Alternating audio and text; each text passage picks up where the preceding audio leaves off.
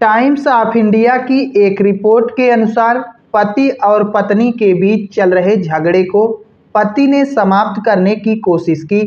उसने झगड़ा समाप्त करने के लिए अपनी पत्नी को कई प्रस्ताव दिए कि झगड़ा समाप्त हो जाए, लेकिन पत्नी ने पति द्वारा दिए गए सभी प्रस्तावों को खारिज कर दिया।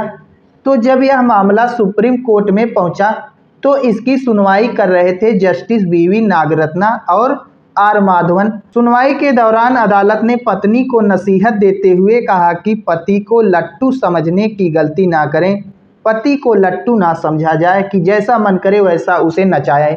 पति कोई लट्टू नहीं है। इस प्रकार की नसीहत हमारे देश की सुप्रीम कोर्ट ने दी है। दरअसल हमारे देश में महिलाओं की हालत काफ़ी ज़्यादा नाजुक थी।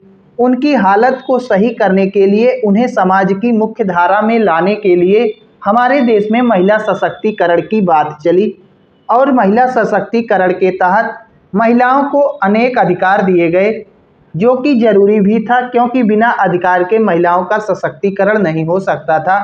महिलाओं के पक्ष में कई कानून बनाए गए। उन अधिकारों का देखा जा रहा है कि कुछ महिलाएं दुरुपयोग कर रही हैं।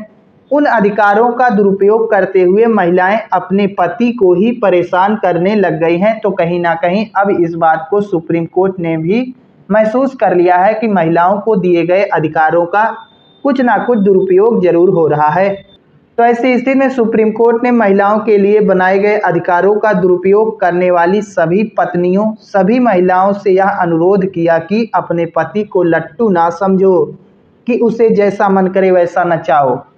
दरअसल सुप्रीम कोर्ट में जो मामला आया था उसमें देखा गया कि पति रेलवे का कर्मचारी है और दिल्ली में रहता है, जबकि पत्नी आरबीआई में नौकरी करती है और वह पटना में रहती है।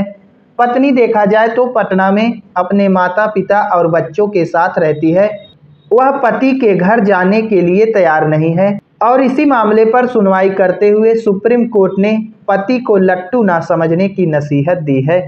बाकी पति पत्नी के रिश्तों में बढ़ रही दरार का मुख्य कारण क्या है, आप लोग अपनी राय दे सकते हैं।